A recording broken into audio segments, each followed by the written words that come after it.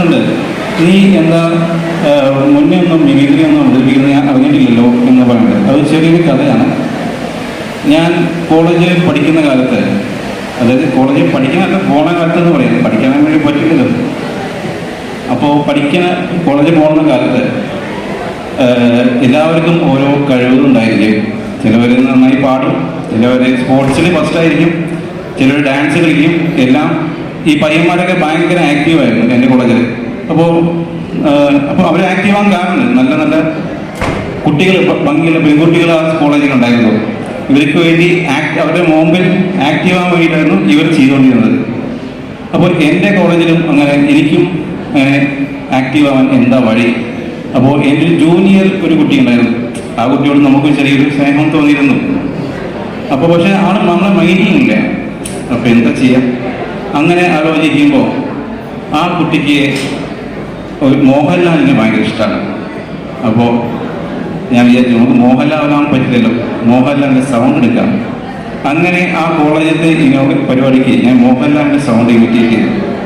അങ്ങനെ ആ കുട്ടിയെ നമ്മൾ വശത്താക്കി. ഇപ്പോൾ എൻ്റെ ഭാര്യയാണ്.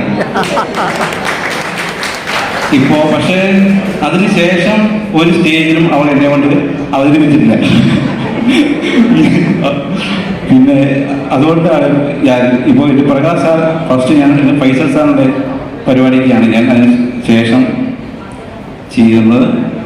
ഇപ്പോൾ എൻ്റെ പ്രിയപ്പെട്ട പ്രകാശ് സാറിന് വേണ്ടി ചെറുതായിട്ട് ഒരു സിനിമകളിൽ 2-3 കലാകാരന്മാരുടെ സൗണ്ട് അർപ്പിക്കുന്നു. അതുപോലെ കണ്ണൂരിൽ നിന്നും കഷ്ടപ്പെട്ടു വന്ന ധീര സഖാക്കൾക്കും ഈ എൻ്റെ അർപ്പിക്കുന്നു.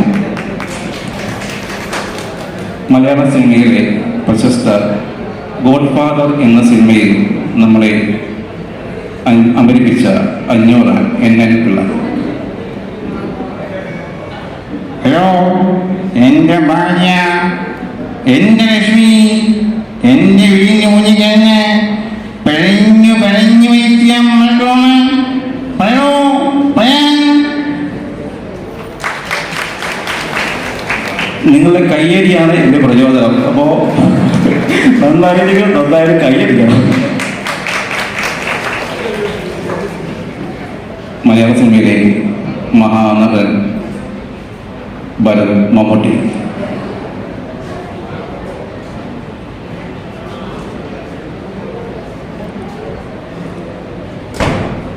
പാലക്കാട്ടെ ഉള്ളാടി വെച്ച് പോർക്കൽ ചോറ് ഒട്ടിക്കാൻ കൊല്ലത് 16 മണി കൊണ്ട് ചെന്നു. മാറ്റച്ചു ചോദിച്ചപ്പോൾ മറന്നുപോയി കിളവറയും ചെന്നു. ഈ ചെറിയൻ ചെന്നു ചോദിക്കാൻ ഈ ഭൂമിയിൽ മണ്ണ് ആണായി പിറന്നവരാരും വെറുതെക്കില്ല. തിരിച്ചു പോവും.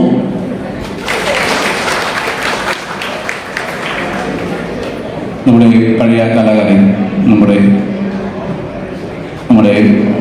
മുരുകാസാറിന് ഇഷ്ടപ്പെട്ട ഒരു കലാകാരൻ കൂടിയാണ് മിസ്റ്റർ ജയൻ.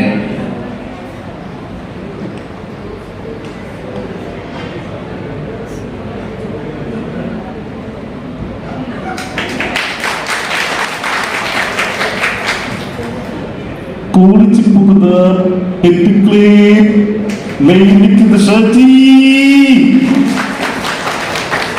കുതിരയ്ക്ക് റമ്പ് കൊടുക്കുന്നത് ഓടകരല്ല, പവറികള്.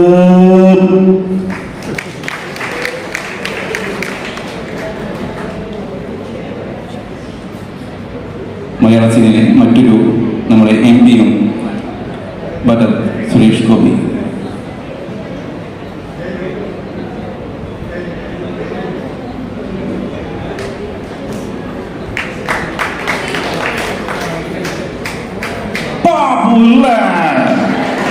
ഓർമ്മയുണ്ടോ ഈ മുഖം? നിനക്കൊന്നും ഓർമ്മ കാണില്ല. ഈ ചാക്കോച്ചിനെ അപ്പനെ പിറവിൽ നിന്ന് കൊത്തിയവനൊന്നും ഈ കൂട്ടത്തിൽ ആരെങ്കിലും ഉണ്ടെങ്കിൽ ഞാൻ വെറുതെ വിച്ചേക്കില്ല. പോട്ടെ.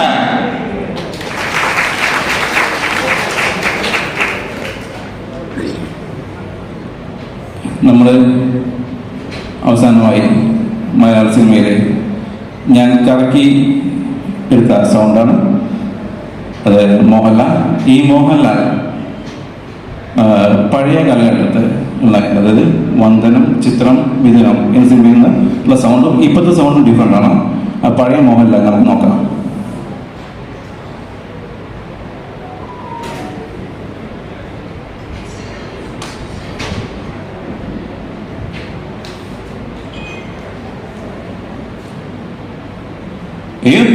എന്താ പ്രഷർ, അവിടെ പ്രഷർ, ഇവിടെ പ്രഷർ, എന്തൊക്കെയാ പറഞ്ഞേ അല്ലെ, വെറുതെ പറ്റിയ അല്ലെ കൊച്ചു കളി. ഈ ഒരു നേരത്തെ ആഹാരത്തിന് വഴി പൊട്ടിയപ്പോ ഒരു സ്കോച്ച് കഴിച്ചതുള്ളൂ, വേറെ പ്രശ്നമില്ല. കൊച്ചു കളി.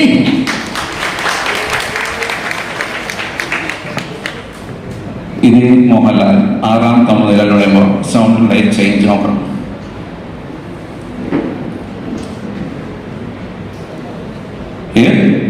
സംഗീതം അറിയും തോറും അകലക്കൊടം മഹാസകലം അലഞ്ഞിട്ടുണ്ട് ഒരു പാട് ഒരു യമുനയുടെ കരയിൽ നക്ഷത്രം എണ്ണിക്കിടന്നവര് ഒരു വെളിപ്പാടുണ്ടാവുന്നു.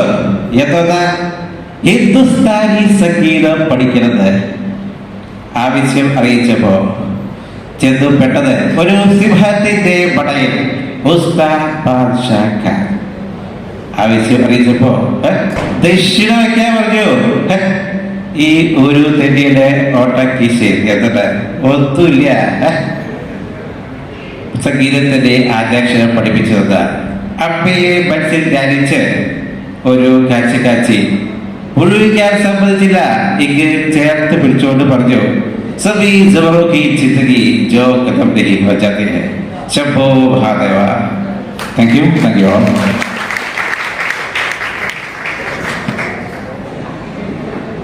Good afternoon every one. എൻ്റെ പേര് ദേവിക. ഞാൻ PhD സ്കോളറാണ് പഞ്ചാബിൽ. എനിക്ക് ഘോരമായി പ്രസംഗിക്കാനൊന്നും അറിയില്ല, പ്രത്യേകിച്ച് ഇംഗ്ലീഷ് ലിറ്ററേച്ചറിൽ പഠിച്ചതുകൊണ്ട് മലയാളത്തിലുള്ള ആ ഒരു വഴക്കം ഭയങ്കര കുറവാണ്. But still standing here today I feel deeply emotional, but merely because of this retirement function, but a get-together moment, an emotional moment, a happy moment, and a friendship moment as well. So Achanda journey, this era is not just railway tracks, but it's stations, sleepers, journeys, responsibilities, friendships and everything. So Achanda 39 years of service le, 27 years le maatram participate cheyan pattullu, but all those 27 years was really precious to me. Railway is not my father's profession, not only his profession, it's my family as well. അച്ഛൻ എപ്പോഴും പറയുന്നൊരു വാക്കുണ്ട്, railway നമ്മളെ ചോറാണെന്ന് പറയും. Railway is our food, do not disrespect എന്ന് പറയും. So like every time അച്ഛന് ബർത്ത്ഡേസിന് കിട്ടൂല, ഫങ്ഷൻസിന് കിട്ടൂല, ബട്ട് ആ ടൈമെല്ലാം അച്ഛൻ ഇതുപോലെ നമുക്ക് എന്താ പറയുക, ഇൻസ്റ്റെഡ് ഓഫ് എന്നുള്ളൊരു സിറ്റുവേഷൻസിൽ വരുമ്പോൾ നമ്മൾ മാക്സിമം ട്രാവൽ ചെയ്ത് all of our life was on train, and I'm really happy because of that. So as naturally for us as a family, railway achana workplace maatralla, it became our childhood, our memories, our routine and our identity as well. So I'm really proud to say that railway is part of my identity. And നമ്മളെപ്പോഴും ഭാരതപ്പുഴയിലെല്ലാം പോകുമായിരുന്നു. അതായിരുന്നു എൻ്റെ favourite part of his profession. അത് കുറച്ച് selfish ആണ്, but still അച്ഛൻ്റെ കൂടെയുള്ള ആ ഷോർട്ട്നോർ ട്രിപ്പ്, ഭാരതപ്പുഴയിലേക്കുള്ള trip, that was the favourite part of his journey to me. പിന്നെന്താ പറയുക, ലൈക്ക് നമുക്ക് ആദ്യം അച്ഛൻ റെയിൽവേനോട് കൊടുക്കുന്ന ഒരു കമ്മിറ്റ്മെന്റ് കിട്ടുമ്പോൾ നമുക്ക് ആദ്യം അതൊരു ബുദ്ധിമുട്ടായി തോന്നിയിട്ടുണ്ട്. കാരണം ഫങ്ഷൻസ് ഒന്നും കിട്ടൂല, എപ്പോഴും ബിസി ആയിരിക്കും, രാത്രിക്ക് പോകും, 2 ദിവസം കഴിഞ്ഞിട്ട് അച്ഛന് വരുള്ളൂ. അത് നമ്മളെക്കാളും ബുദ്ധിമുട്ട് അനുഭവിച്ചത് എൻ്റെ അമ്മയായിരിക്കും. I'm really proud how much she has endured, how much she has adjusted. അമ്മേൻ്റെ ജോലി വിട്ട് അച്ഛൻ്റെ ജോലിനെ സപ്പോർട്ട് ചെയ്ത്, and really proud of her.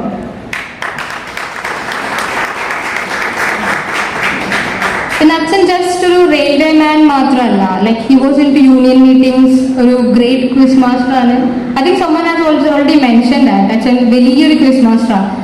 അപ്പോൾ റെയിൽവേൻ്റെ എല്ലാ പരിപാടിക്കും എവറി ഡേ നമ്മൾ തലേന്നിരിക്കും, രാത്രിക്ക് ഒരു 1 മണി 2 മണി വരെ. നമുക്കൊന്നും അറിയില്ലായിരിക്കുന്ന പ്രായത്തിൽ പോലും അച്ഛനത്രയും ക്വിസ് റെഡിയാക്കാനും. ഇപ്പോൾ റെയിൽവേ എന്ന് പറയുമ്പോൾ, റെയിൽവേ പ്രോഗ്രാംസ് പറയുമ്പോൾ നമ്മുടെ സ്വന്തം പ്രോഗ്രാംസ്, നമ്മുടെ സ്വന്തം ഫാമിലി ഫങ്ഷൻസ് പോലെയായിരുന്നു.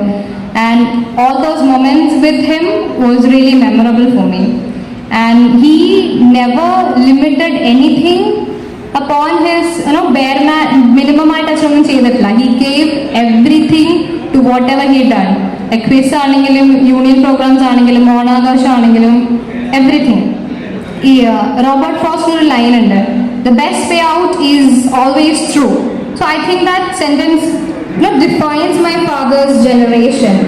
അവരുടെ ഒരു ജനറേഷൻ എന്ന് പറയുമ്പോൾ they endured silently, worked continuously and carried responsibilities without pausing enough to speak about exhaustions. അവരിതുവരെ ബുദ്ധിമുട്ടിനെ പറ്റി നമ്മൾ പറഞ്ഞിട്ടില്ല, അവരുടെ ടയർഡ്നെസ്സിനെ പറ്റി പറഞ്ഞിട്ടില്ല, സ്റ്റേർനെസ്സിനെ പറ്റി പറഞ്ഞിട്ടില്ല. So his journey is full of sacrifices with enjoying moments. ഒരു കോൺസ്റ്റന്റ് ആയിട്ടുള്ളൊരു മൊമെന്റ്സിനോട് with strangers, friendships and stations, all those stories are really precious. പിന്നെ ഇങ്ങനൊരു അറ്റ്മോസ്ഫിയറിൽ വളർന്നു വരുന്നതിൽ ഐ എം റിയലി പ്രിവിലേജ്ഡ്. പിന്നെ സിംപ്ലി റെയിൽവേ ജേർണീസ് ഒബ്സർവ് ചെയ്യുന്നതിനേക്കാളും it's better to say I been really privileged to be a railway person. That has part become my identity. പക്ഷേ ഇന്ന് amidst of all the celebrations here, ഒരു പ്രധാനപ്പെട്ട ഒരു absence ഉണ്ട്. എൻ്റെ grand മദറിൻ്റെ absence. എൻ്റെ അച്ഛമ്മ ശാരദമ്മ. അമ്മമ്മയായിരുന്നു അച്ഛൻ്റെ റിട്ടയർമെൻറ്റിന് വെയിറ്റ് ചെയ്തിരുന്ന ഒരാൾ. She was the one person who waited most eagerly for his retirement. അമ്മമ്മൻ്റെ സ്ഥിരം ഡയലോഗാ, പാച്ചാന്തി എല്ലാവരും റിട്ടയർ ആയല്ലോ, നീ മാത്രം റിട്ടയർ ആകാത്തുണ്ടെന്നൊരു ഡയലോഗ് ഉണ്ട് അമ്മമ്മേരെ. അത് കേൾക്കുമ്പോൾ നമുക്ക് മനസ്സിലാവും. അമ്മമ്മ ഇമോഷണൽ അല്ല, പക്ഷെ അമ്മേൻ്റെ ഡയലോഗ് നമുക്ക് മനസ്സിലാവും അമ്മ എത്രമാത്രം അച്ഛൻ്റെ റിട്ടയർമെന്റിന് ഇങ്ങനെ വെയിറ്റ് ചെയ്തിട്ടുണ്ട്, എത്രമാത്രം അച്ഛനെ തിരിച്ച് കഴിവള്ളൂരേക്ക് വരാൻ വേണ്ടിയിട്ട് കാത്തു നിന്നിട്ടുണ്ടെന്ന്. അപ്പൊ ഈ ഒരു മൊമെന്റിൽ ഫിസിക്കലി അമ്മമ്മയുടെ പ്രസൻസ് ഇല്ലാന്നുണ്ടെങ്കിലും I'm really sure that she is with us at this moment. She is enjoying the moment and I really miss her and I hope everyone does here too. പിന്നെന്താ പറയുക, so it's not today is not just about retirement, it's the togetherness and എന്താ പറയുക ഒരു sacrifices, commitments, അച്ഛൻ്റെ ഒരു dignity, respect എല്ലാം. And all നമുക്ക് എല്ലാവർക്കും അറിയാം അച്ഛൻ ഭയങ്കര ഷോർട്ട് ടെമ്പേർഡാണ്, ഒച്ചയെടുക്കും, അതെല്ലാവരും പറഞ്ഞു. അച്ഛൻ വീട്ടിലും അങ്ങനെ തന്നെയാണ്, വീട്ടിൽ കുറച്ച് കൂടുതലാണെങ്കിലേ ഉള്ളൂ. പക്ഷെ all those things that he has done for us was always അച്ഛൻ സ്നേഹത്തിന്റെ പുറത്താണ് എല്ലാം ചെയ്തിട്ടുണ്ടാവുക എന്നാണ് ഞാൻ ഇന്നും വിശ്വസിക്കുന്നത്. And I really want to believe in it. So today I just want to congratulate him on his retirement and for Amma as well. Amma, this is your second honeymoon. Just go ahead and enjoy.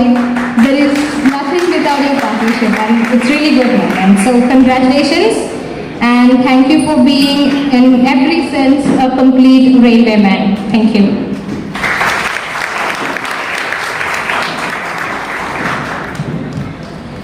പുതുതലമുറയുടെ ശൈലിയിൽ തൻ്റെ ഉള്ളിലുള്ളത് കുറച്ചൊക്കെ നമ്മോട് പങ്കുവച്ച ദേവികയ്ക്ക് നന്ദി.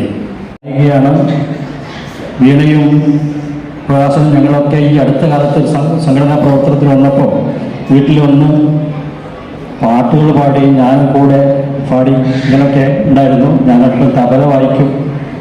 തബല വായിക്കുന്നത് തമാശ മകൻ അപ്പു പുല്ലുവിടെ അപ്പു തബല വായിക്കുന്ന ചെറുപ്പത്തിന് മുതൽ ഞാൻ കൂടെ നിന്ന് വായിക്കുന്നുണ്ടായിരുന്നു.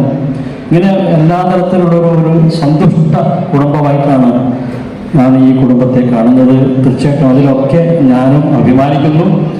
അവരുടെ ഇനി അങ്ങോട്ടുള്ള ജീവിതത്തെ പറ്റിയിട്ടും നല്ല കാഴ്ചപ്പാടോടുകൂടിയിട്ടുള്ള എല്ലാ വഴികളും വെട്ടിത്തെളിച്ചുകൊണ്ടുള്ള ഒരു ജീവിതമാണ് പ്രകാശൻ മനസ്സിൽ കാണുന്നത്. അതിലൊക്കെ നമുക്ക് അഭിമാനിക്കാം. ആ അർത്ഥത്തിൽ നിങ്ങളൊക്കെ ഈ രൂപത്തിൽ പ്രകാശനെ മനസ്സിൽ കണ്ട് ഈ രൂപത്തിലൊരു ഫംഗ്ഷൻ കൂടിയിരുന്നതിൽ എനിക്കും പങ്കാളിയാണ്. എൻ്റെ ഭാര്യയും കൂടിയുണ്ട്. എനിക്ക് ഞങ്ങൾ പങ്കാളിയാൻ സാധിച്ചതിലുള്ള അഭിമാനവും സന്തോഷവുമുണ്ട്. വീർപ്പം മുട്ടുന്നു എന്ന് ഒരിക്കൽ കൂടി പറഞ്ഞുകൊണ്ട് ഈ നിങ്ങൾക്ക് എല്ലാവർക്കും അഭിവാദ്യം ചെയ്തുകൊണ്ട് എൻ്റെ മരുമകന് കുടുംബത്തിനും വാക്കിൽ പറയേണ്ടതല്ല, പബ്ലിക്കായി പറയേണ്ടതല്ല, മനസ്സുകൊണ്ട് പറയുന്നു. എല്ലാവിധ ആശംസകളും ഉണ്ടാകട്ടെ എന്ന് ഞാൻ പ്രാർത്ഥിക്കുന്നു. നമസ്കാരം. കർമ്മബന്ധങ്ങൾ, രക്തബന്ധങ്ങൾ ഹൃദയത്തിൻ്റെ ഭാഷയിൽ നമ്മിലേക്ക് പകർന്നത് ഞങ്ങളുടെ മനസ്സ് നിറച്ചു. നന്ദി അമ്മാവ. നടന്നു തീർത്ത വഴികൾ, കണ്ടു കഴിഞ്ഞ കാഴ്ചകൾ, ഇനിയുമുള്ള സ്വപ്നങ്ങൾ. പ്രകാശ്, താങ്കളുടെ മറുമൊഴികൾക്കായി ഞങ്ങൾ കാത്തിരിക്കുന്നു.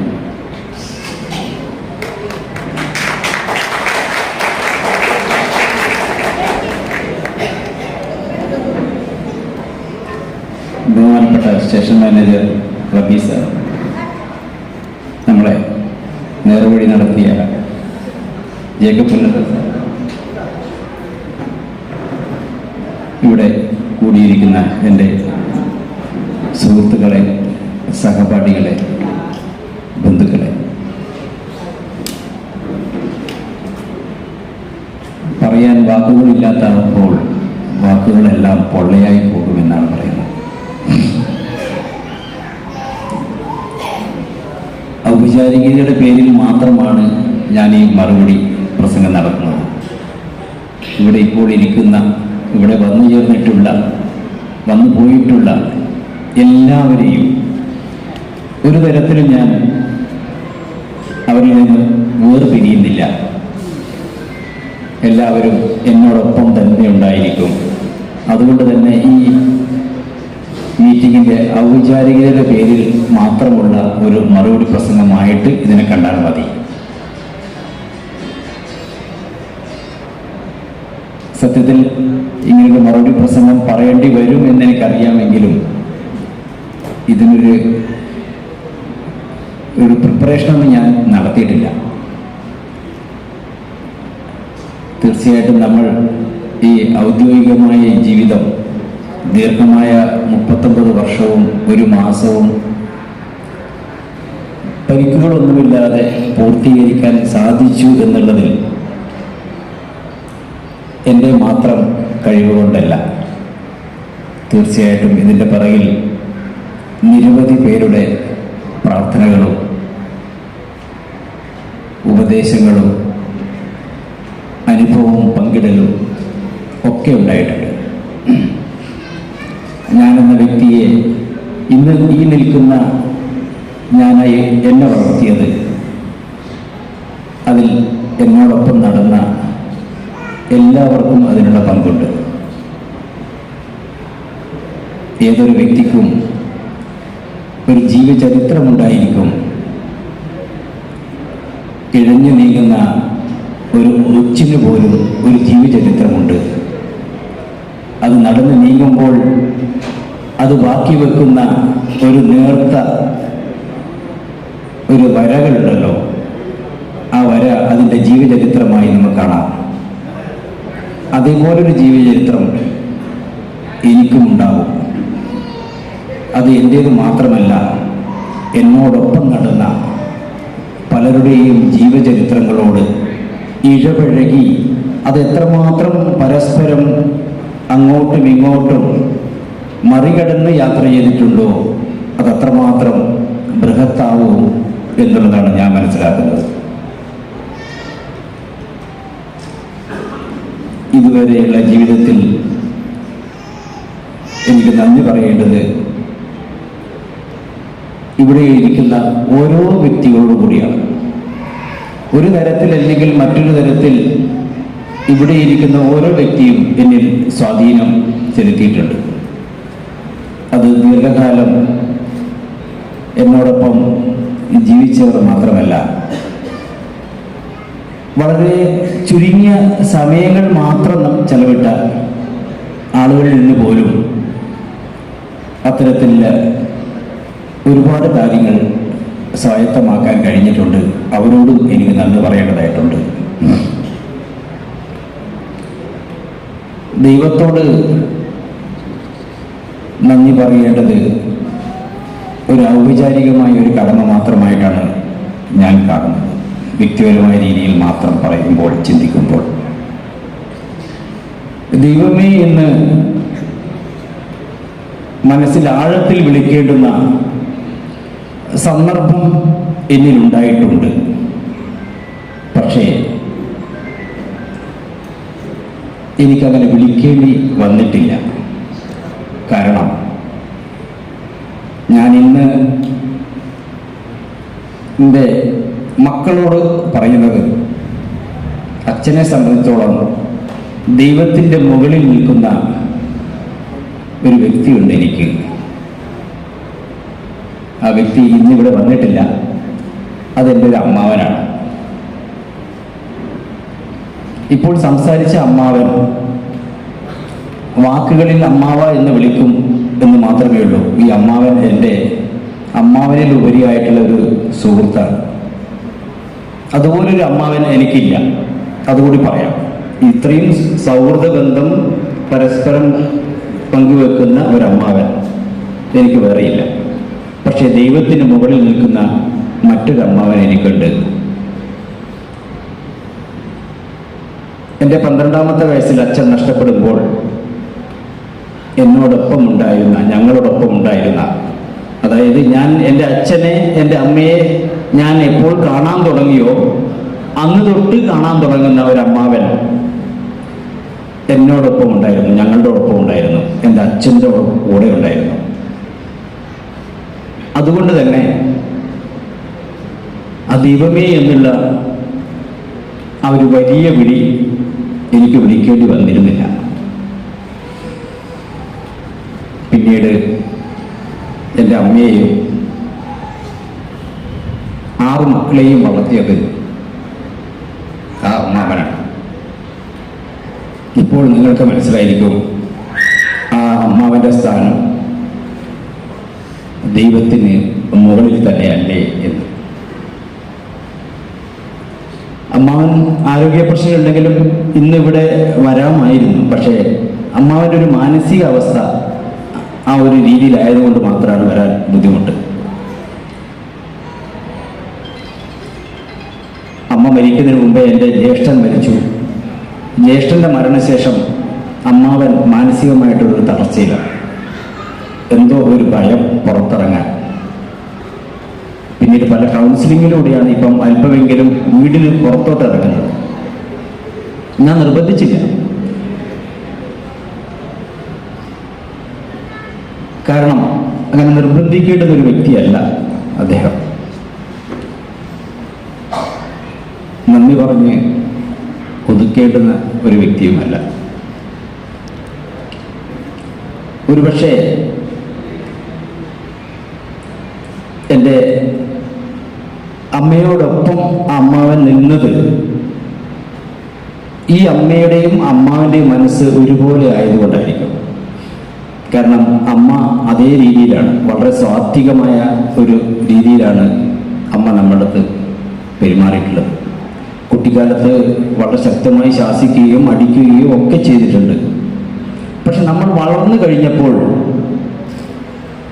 അമ്മ ചിന്തിച്ചത്, അമ്മയെ അനുസരിച്ചും മറ്റൊന്ന് വളർന്ന കുട്ടി എന്ന നിലയിൽ ഇനി വളർന്നു കഴിഞ്ഞ മക്കളെ അനുസരിച്ച് ജീവിക്കേണ്ടവരാണ് ഞങ്ങൾ എന്നുള്ള ഒരു ബോധം അമ്മ പുലർത്തിയിരുന്നു. അത് നമ്മളെ പഠിപ്പിച്ചിട്ടുണ്ട്. നമ്മളോട് എത്തുമ്പോൾ നമ്മൾ കുട്ടിയാവുക എന്നുള്ള രീതിയിൽ ഒരു കാര്യവും അമ്മ നിർബന്ധിച്ച് പറയില്ല. പക്ഷേ നമുക്ക് മനസ്സിലാവും കാര്യങ്ങൾ. വല്ലപ്പോഴും മാത്രമേ ഫോൺ വിളികളൊക്കെ ഉള്ളൂ ഞാൻ അമ്മയോട് സംസാരിക്കുന്നതൊക്കെ. പണ്ട് തൊട്ടേ അങ്ങനെയാണ്. അങ്ങനെ വലിയ എല്ലാ ദിവസവും വിളിക്കുക സംസാരിക്കുക അങ്ങനെയൊന്നുമില്ല. പക്ഷെ ഏതൊരു കാര്യത്തിലും നമ്മളെ നയിക്കുന്നത് ആ അമ്മയുടെ വാക്കുകൾ. അത് പറയാതെ പറയുന്ന വാക്കുകളാണ്. അത് നിർബന്ധിച്ച് പറയുന്നതല്ല. പറയാതെ സാന്ദർഭികമായിട്ട് ഇങ്ങനെ പറഞ്ഞു പോകും, ഒരു പാസീവായിട്ട്. പക്ഷെ അത് വളരെ ശക്തമായ ആക്റ്റീവായിട്ടുള്ള നമ്മൾ എടുക്കേണ്ടതായിട്ടുള്ളതാണ്. അച്ഛൻ ജീവിച്ചിരിക്കുമ്പോഴും അച്ഛൻ ഈ പറഞ്ഞതുപോലെ ഒരു കൂട്ടുകാരനെ പോലെയാണ്. നമ്മളെ ശാസിച്ചതും നമുക്ക് വേണ്ടുന്ന കാര്യങ്ങൾ നിർവഹിച്ചതും അമ്മാവൻ തന്നെയായിരുന്നു. അതുകൊണ്ട് തന്നെ പറയാതെ പറഞ്ഞു വെക്കുകയാണ് ഞാൻ ആ നന്ദി. പിന്നീട് നമുക്ക് പറയേണ്ടത് നമ്മളെ നയിച്ച അധ്യാപകരാണ്. എല്ലാ അധ്യാപകരും, എന്നെ പഠിപ്പിച്ചിട്ടുള്ള എല്ലാ അധ്യാപകരോടും എനിക്ക് കടപ്പാടുണ്ട്. ഒരു തരത്തിലല്ലെങ്കിൽ മറ്റൊരു തരത്തിൽ ഏതൊരു അധ്യാപകനും എന്നിൽ വളരെയധികം സ്വാധീനം ചെലുത്തിയിട്ടുണ്ട്. അതിൽ ഞാൻ എടുത്തു പറയുന്ന ഒരു വ്യക്തി, ബാക്കിയുള്ളവരൊന്നും മോശമായതുണ്ടോ കുറവായതുണ്ടോ വേണ്ട, 5ാം ക്ലാസ്സിൽ എന്നെ പഠിപ്പിച്ച, വെറും 6 മാസം മാത്രം പഠിപ്പിച്ച കൂക്കാനം റഹ്മാൻ, നാഷണൽ അവാർഡ് വാങ്ങിയ വ്യക്തിയാണ് കൂക്കാനം റഹ്മാൻ മാഷ്. കാൻഫഡിൽ എന്ന ഒരു പ്രസ്ഥാനത്തിലൂടെ നമ്മളെയും കൈപിടിച്ച് എങ്ങനെ സമൂഹത്തിൽ പ്രവർത്തിക്കണം, എന്തൊക്കെ രീതിയിൽ നിങ്ങൾ നീങ്ങണം എന്ന് വളരെ കുട്ടിക്കാലത്ത് തന്നെ അതിനോട് ചേർത്ത് പിടിച്ച് കൈപിടിച്ച് കാര്യങ്ങൾ പറഞ്ഞു തന്ന വ്യക്തിയാണ്. നാട്ടിലെ ലൈബ്രറിയിൽ 10ാമത്തെ വയസ്സിൽ അദ്ദേഹം എനിക്ക് മെമ്പർഷിപ്പ് എടുത്തു തന്നു. ഒരുപക്ഷെ ആ മെമ്പർഷിപ്പ് അദ്ദേഹം എടുത്ത് തന്നില്ലായിരുന്നെങ്കിൽ എൻ്റെ ഇന്നത്തെ വായനയുടെ ലോകം ഇത്രയും വിപുലമാകുമെന്ന് എനിക്ക് തോന്നുന്നില്ല. അതിൽ ഞാൻ അദ്ദേഹത്തിനോട് നന്ദി പറയുകയാണ്. ഒപ്പം എന്നെ പഠിപ്പിച്ച മറ്റെല്ലാ അധ്യാപകരും, ഞാൻ പറഞ്ഞല്ലോ ഒരു തരത്തിലല്ലെങ്കിൽ മറ്റൊരു തരത്തിൽ എല്ലാവരും എന്നെ സ്വാധീനിച്ചിട്ടുണ്ട്. പിന്നെ നന്ദി പറയേണ്ടത് ഞാൻ ഒപ്പം കളിച്ചു വളർന്ന, പഠിച്ചു വളർന്ന എൻ്റെ കൂട്ടുകാരോടാണ്. പലതും പലതരത്തിൽ ഇന്നത്തെ കുട്ടികൾക്ക് തോന്നാവുന്നതിലധികം ഒരുപാട് കാര്യങ്ങൾ പിൽക്കാലത്ത് നമുക്ക് ഓർത്തെടുത്ത് ചേർത്ത് വെക്കാവുന്നത് നമ്മുടെ കൂട്ടുകാരിൽ നിന്നാണ്. സത്യത്തിൽ ഇന്നിവിടെ എൻ്റെ കൂടെ പഠിച്ച എൻ്റെ സഹപാഠികളിവിടെ വന്നു. ഞാൻ ജസ്റ്റ് ഗ്രൂപ്പിനകത്ത് ഇതുപോലൊരു സംഭവം ഉണ്ട്, റിട്ടയർമെൻ്റ് ആവുകയാണ്, അതോടനുബന്ധിച്ചൊരു ഫംഗ്ഷൻ ഉണ്ട്, ഒരു ഔപചാരികമായിട്ടൊരു ക്ഷണം മാത്രമാണ് ഞാൻ ഗ്രൂപ്പിനകത്ത് പറഞ്ഞത്. ഉടൻ തന്നെ അത് ഏറ്റെടുത്ത് നോക്കൂ, ഇത്രമാത്രം എൻ്റെ കൂട്ടുകാർ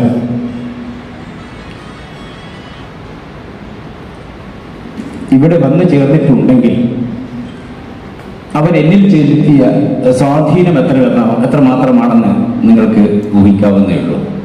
അതിൽ ഓരോ വ്യക്തികളും, ഇതിൽ അധ്യാപകരുണ്ട്, കൃഷിക്കാരുണ്ട്, വീട്ടമ്മമാരുണ്ട്, ഡോക്ടർമാരുണ്ട്. ഇവരൊക്കെ എങ്ങനെ വന്നു എന്ന് എനിക്കറിയില്ല. ബാക്കിയുള്ളവരൊക്കെ റിട്ടയർഡ് ആവാതെ നിൽക്കുന്ന ഡോക്ടർമാർ എങ്ങനെയാണ് ഇതിനകത്ത് ഇന്ന് ഈ ദിവസം മാറ്റിവെച്ച് ഇങ്ങോട്ട് പങ്കെടുത്തു എന്നുള്ളതും എനിക്കറിയില്ല. അതിൽ നിന്നും ഞാൻ മനസ്സിലാക്കുന്ന ഒരു കാര്യം, എപ്പോഴും എൻ്റെ കൂട്ടുകാർ എന്നോടൊപ്പമുണ്ട് എന്നുള്ളത് തന്നെ. നന്ദി പറഞ്ഞ് ഒഴിവുകയല്ല, ഔപചാരികതയുടെ പേരിൽ എൻ്റെ കൂട്ടുകാർക്ക് ഞാൻ നന്ദി പറയും. ജോലിയിൽ പ്രവേശിച്ചതിന് ശേഷം എന്നെ കൈപിടിച്ച് നടത്തിയവർ ഇന്നിവിടെ വന്നു ചേർന്നിട്ടുണ്ട്.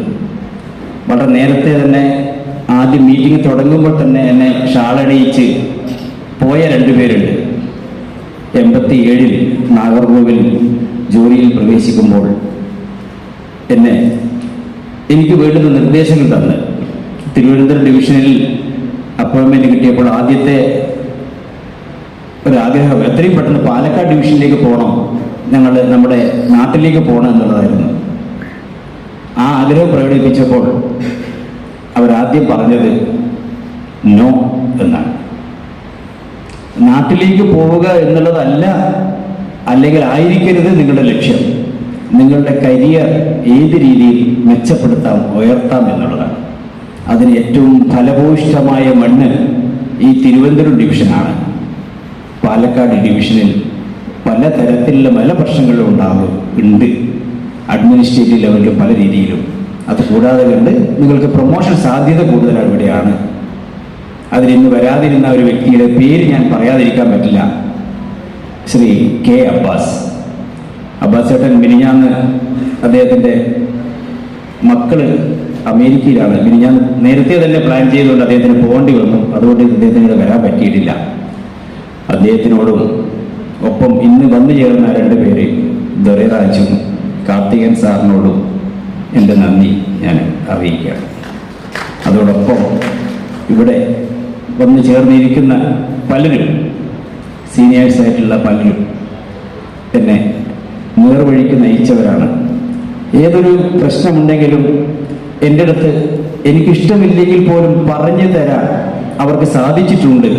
അതൊരു പക്ഷേ ഞാൻ അവരോട് കാണിക്കുന്ന സ്നേഹത്തിൻ്റെയോ അവരോട് പെരുമാറ്റ രീതി കൊണ്ടായിരിക്കാം. എങ്കിലും അത് എനിക്ക് സ്വായത്തമാക്കാൻ കഴിഞ്ഞിട്ടുണ്ട്.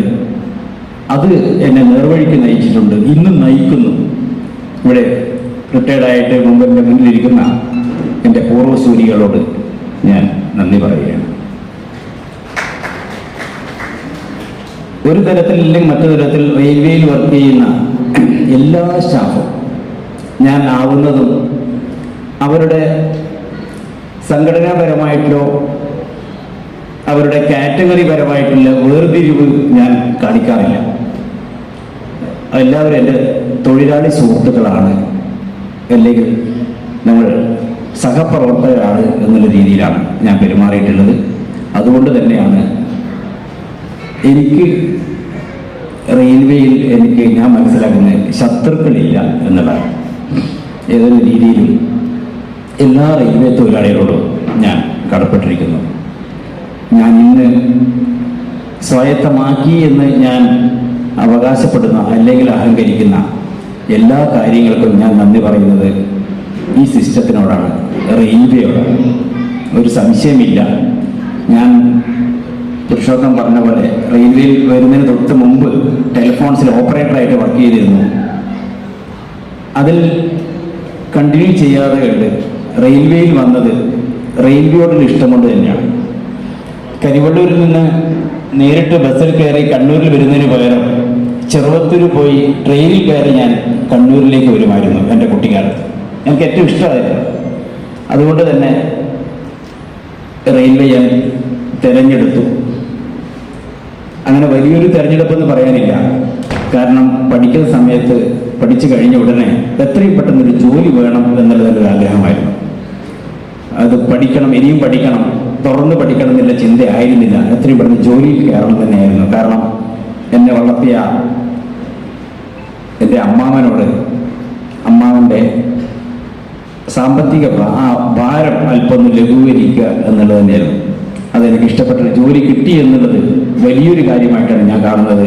ഇന്ന് ഞാൻ എന്തെങ്കിലും നേടിയിട്ടുണ്ടെങ്കിൽ, എൻ്റെ കയ്യിൽ എന്തെങ്കിലും ഉണ്ടെങ്കിൽ, ഞാൻ സ്വായത്തമാക്കിയ മറ്റ് പല അറിവുകളും ഈ റെയിൽവേയിൽ നിന്ന് ഞാൻ നേടിയിട്ടുള്ളത് തന്നെയാണ്. അതുകൊണ്ട് ഞാൻ റെയിൽവേയോട് ഞാൻ പ്രത്യേകം നന്ദി പറയും.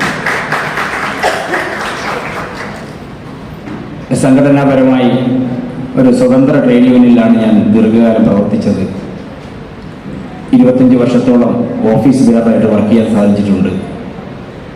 ഒരിക്കൽ പോലും ഞാൻ ജോലി ചെയ്യുന്ന റെയിൽവേനെ എതിരായിട്ട് ഏതൊരു കാര്യവും നമുക്ക് നേടാനുള്ളത് അതിനുള്ള നെഗോഷിയേഷൻ ടേബിളിലൂടെ നേടുക, അല്ലാതെ റെയിൽവേയെ ഒരു തരത്തിലും ഒരു പ്രശ്നത്തിലാക്കിക്കൊണ്ട് അതിനെ നേരിടുക എന്നുള്ളത് ഞാൻ ഒരിക്കലും സ്വീകരിച്ചിട്ടില്ല. അതിനുള്ള സ്വാതന്ത്ര്യം എനിക്ക് എൻ്റെ സംഘടന എനിക്ക് തന്നിരുന്നു. അതിൽ അത്തരത്തിൽ ചിന്തിക്കാൻ എന്നെ പഠിപ്പിച്ചൊരു വ്യക്തി ഈ കൂട്ടത്തിലുണ്ട്, ശ്രീ KV അനിൽകുമാർ. KV അനിൽകുമാറിനെ ഞങ്ങൾ അന്ന് പറഞ്ഞിരുന്നത് സർക്കാരിൻ്റെ ആളാണ്. അങ്ങനെ KV അനിൽകുമാറിന് അങ്ങനെ ഒരു പേരുണ്ട്, സർക്കാർ എന്നുള്ള പേര്. സത്യത്തിൽ അന്ന് KV അനിൽകുമാറുമായിട്ട് ഒരുപാട് നമ്മൾ തമ്മിൽ പ്രശ്നങ്ങൾ ഉണ്ടായിട്ടുണ്ട്, വാക്തർക്കങ്ങൾ ഉണ്ടായിട്ടുണ്ട്. പക്ഷേ അനിലാണ് ശരി എന്ന് ഞാൻ പിന്നെ തിരിച്ചറിഞ്ഞിട്ടുണ്ട്. അതുകൊണ്ട് എനിക്ക് എൻ്റെ സംഘടനയോട് എനിക്കുള്ള നന്ദി ഞാൻ അറിയിക്കുകയാണ്. ഒപ്പം നമ്മളോടൊപ്പം നടന്ന മറ്റ് സംഘടനകളും അവരും എല്ലാവരുമായിട്ടും വളരെ സൗഹൃദത്തിൽ തന്നെയാണ് ഞാൻ വ്യക്തിപരമായിട്ട് നീങ്ങിയിട്ടുള്ളത്. അതുകൊണ്ട് റെയിൽവേയിലുള്ള മറ്റ് ഇതര സംഘടനകളോടും ഞാൻ എൻ്റെ നന്ദി പറയുകയാണ്. പറയാൻ മനസ്സിലൊന്നും പറയണം എന്ന് കരുതിയിരുന്ന ഒരുപാട് കാര്യങ്ങളുണ്ട്. അത് എങ്ങനെയാണ് തികഞ്ഞെടുത്ത് പുറത്തെടുക്കേണ്ടതെന്ന് എനിക്ക് അറിയുന്നില്ല. അതുകൊണ്ട് തന്നെ എല്ലാവരോടും ഒറ്റ വാക്കിൽ ഞാൻ നന്ദി പറയുകയാണ്. ഞാൻ ആദ്യമേ പറഞ്ഞതുപോലെ നിങ്ങളെല്ലാവരും ഇവിടെ വന്നവരും വന്നു പോയവരും എല്ലാവരും എൻ്റെ മനസ്സിൽ എന്നും ഉണ്ടാവും. വിട്ടുപിരിയുന്നില്ല എന്നുള്ള ഒറ്റ വാക്ക് പറഞ്ഞുകൊണ്ട് എല്ലാവർക്കും നന്ദി, നമസ്കാരം.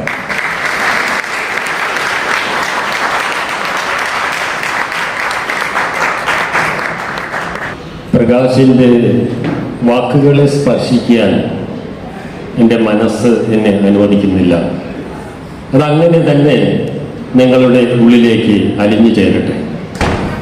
ഈ പ്രോഗ്രാമിനെ ഏതെങ്കിലും ഒരു മനുഷ്യൻ്റെ ശ്രമത്തിലേക്ക് ഒതുക്കാമെങ്കിൽ ആ മനുഷ്യൻ്റെ പേരാണ് ശ്രീ അജേഷ് ടി തോമസ്. സംഘടനാ മികവ് കൊണ്ടും പരിശ്രമം കൊണ്ടും എറണാകുളം ട്രെയിൻ മാനേജേഴ്സ് വെൽഫെയർ ഫോറത്തിൻ്റെ എല്ലാമായ അദ്ദേഹത്തിന് നിങ്ങൾക്ക് നന്ദി പറയുന്നതിനായി ഞാൻ ക്ഷണിക്കുന്നു. ബഹുമാനപ്പെട്ട അധ്യക്ഷൻ ശ്രീ സാവുൽ ബച്ച, ഇന്നത്തെ വിശിഷ്ടാതിഥിയായിരുന്ന father Anil, Kaladharan sir, area officer Shri Vasudevan sir, senior retired train മാനേജേഴ്സിൻ്റെ റെപ്രസെൻറ്റേറ്റീവായിട്ട് ഇവിടെ സന്നിഹിതനായ ശ്രീ ജെ പുന്നത്ര സാർ, എന്നും നമ്മളോടൊപ്പമുള്ള നമ്മുടെ ബഹുമാനപ്പെട്ട station manager Shri Varghese Stephen sir, ഇന്നത്തെ ദിവസത്തിന് കാരണപ്രദനായ ഇന്നത്തെ താരങ്ങളായ എനിക്ക് ഏറ്റവും പ്രിയപ്പെട്ട Shri A V Prakash sir, അദ്ദേഹത്തിൻ്റെ പ്രിയപത്നി വീണ ചേച്ചി, വളരെ സന്തോഷമുണ്ട്. ശരിക്ക് ഞാൻ എല്ലാ പ്രോഗ്രാംസിലും കൺക്ലൂഷൻ എൻ്റെതായിരിക്കും. ഒരു നിറഞ്ഞ സദസ്സിൽ ആദ്യമായിട്ടാണ് ഒരു നന്ദി ഞാൻ പറയുന്നത്. അത് ശ്രീ എ വി പ്രകാശിന് നിങ്ങളോടും എ വി പ്രകാശിനോട് നിങ്ങൾക്കുള്ള ആത്മാർത്ഥതയാണ്. നിങ്ങളെല്ലാവരും വളരെ ക്ഷമയോടെ വളരെ ദൂരത്തു നിന്നും ഇവിടെ എത്തിച്ചേർന്നതും ക്ഷമയോടെ നാം ഇവിടെ പങ്കുവച്ച ശ്രീ എ വി പ്രകാശിൻ്റെ വിശേഷതകൾ കേട്ടതും. ഞാൻ സുദീർഘമായി ഒന്നും പറയുന്നില്ല, കാരണം നേരമേറെ വൈകിപ്പോയി. ഇനി 1-2 കർത്തവ്യങ്ങൾ നമുക്ക് പൂർത്തീകരിക്കാനുണ്ട്. ആദ്യമായി നന്ദി പറയുവാനുള്ളത് ഇവിടെ നിന്ന് അദ്ദേഹത്തിൻ്റെ ജോലി തിരക്ക് കൊണ്ട് ഇവിടെ നിന്ന് മാറിപ്പോയ ബഹുമാനപ്പെട്ട അധ്യക്ഷൻ ശ്രീ സാവുൽ ബച്ചയാണ്. ശരിക്ക് വളരെ ടഫായിട്ടുള്ള ഒരു പോസ്റ്റാണ് ട്രെയിൻ മാനേജർ സൂപ്പർവൈസറിൻ്റെ പോസ്റ്റ്. ഈ വേളയിൽ ഇത്രയും ട്രെയിൻ മാനേജേഴ്സിനെ ഇവിടെ എത്തിക്കുവാൻ സഹായിച്ചത് അദ്ദേഹം റോസ്റ്ററിൽ കാണിച്ച റോസ്റ്റർ എങ്ങനെ പ്രിപ്പയർ ചെയ്യണം എന്ന് കാണിച്ച ആ കരവിരുത് കൊണ്ട് മാത്രമാണ് ഇത്രയും എറണാകുളം ഡിപ്പോയിൽ നിന്നുള്ള ഇത്രയും ട്രെയിൻ മാനേജേഴ്സ് ഇവിടെ എത്തിച്ചേരാൻ സാധിച്ചത്. ശ്രീ സാവുൽ ബച്ചയ്ക്ക് എറണാകുളം ട്രെയിൻ മാനേജേഴ്സ് ഫോറത്തിൻ്റെ പേരിൽ പ്രത്യേകം നന്ദി. അദ്ദേഹത്തിൻ്റെ പത്നിയെ കുറിച്ച് ഒരുപാട് കാര്യങ്ങൾ പറയാനുണ്ടായിരിക്കും. എങ്കിലും പ്രകാശ് സാറിനെ കുറിച്ച് ഒരു വാക്ക് പറഞ്ഞുകൊണ്ട് ഞാൻ നിർത്തുന്നു. ഞാനിന്ന് ഈ സ്റ്റേജിൽ നിങ്ങളുടെ മുമ്പിൽ ഇങ്ങനെ സംസാരിക്കുവാൻ എന്നെ പ്രാപ്തനാക്കിയത് ശ്രീ എ വി പ്രകാശാണ്. കാരണം ഞാൻ റെയിൽവേയിൽ വരുന്ന സമയത്ത് 19-ാം വയസ്സിൽ ഞാൻ എന്നെ തന്നെ പറയുകയല്ല, ജസ്റ്റ് ഞാൻ പറയുകയാണ്, സ്വപ്നങ്ങൾ മാത്രമേ ഉണ്ടായിരുന്നു. റെയിൽവേ വന്നു, ഇനി എന്ത് ചെയ്യും, എങ്ങനെ മുന്നോട്ട് പോകും എന്ന് അറിയില്ല. അപ്പോൾ എൻ്റെ സർവേശ്വരൻ എനിക്ക് തന്ന ഒരു അനുഗ്രഹമായിരുന്നു ശ്രീ എ വി പ്രകാശിനെ എൻ്റെ മുമ്പിൽ എനിക്ക് കാണിച്ചു തന്നത്. കാരണം അദ്ദേഹം അന്ന് ഗുഡ്സിൽ വർക്ക് ചെയ്യുന്ന സമയം അദ്ദേഹത്തിന് എനിക്ക് കാണുവാൻ സാധിച്ചു. അദ്ദേഹം എങ്ങനെ ഓരോ ചുവടുകളും മുന്നോട്ട് വയ്ക്കണം, റെയിൽവേയിൽ ഉയർച്ചയിലേക്ക് വരുവാനായിട്ട് എങ്ങനെ ഓരോ ചുവടുകളും മുന്നോട്ട് വയ്ക്കണം എന്നെ പഠിപ്പിച്ചു തന്നു. അദ്ദേഹത്തിൻ്റെ നല്ല ഒരു കൗൺസിലിംഗ് കൊണ്ടാണ് എനിക്ക് ഒന്നാമതായിട്ട് ട്രെയിൻ ക്ലർക്കിലേക്ക് അദ്ദേഹം വന്ന അതേ കാറ്റഗറിയിലേക്ക് തന്നെ അദ്ദേഹം എന്നെ കൈപിടിച്ചുയർത്തി. അത് തന്നെ ആവണം. അത് കഴിഞ്ഞ് നിനക്ക് ഗാർഡായിട്ട് വന്നാലും നിനക്ക് ഒരു ബുദ്ധിമുട്ടും വരില്ല, നീ ഗാർഡായിട്ട് തന്നെ വരണം എന്ന് എന്നെ പഠിപ്പിച്ച, എനിക്ക് പറഞ്ഞു തന്ന ശ്രീ എ. പ്രകാശ്. അദ്ദേഹത്തെക്കുറിച്ച് എത്ര പറഞ്ഞാലും മതി വരില്ല. അദ്ദേഹത്തിൻ്റെ കുടുംബത്തിനും എല്ലാ സർവീസിനും എല്ലാ ആയുരാരോഗ്യ സൗഭാഗ്യങ്ങളും നേർന്നുകൊള്ളട്ടെ എന്ന് പ്രാർത്ഥിച്ചുകൊണ്ട് ഞാൻ എൻ്റെ വാക്കുകൾ നിർത്തുന്നു. നന്ദി. ഒരു ചുമ നിലനിർത്തണം എന്ന് മാത്രം. അജേഷ് പറഞ്ഞെങ്കിലും എല്ലാവർക്കും ഒരിക്കൽ കൂടി നന്ദി പറഞ്ഞുകൊണ്ട് നമുക്ക് പിരിയാം. നമസ്കാരം.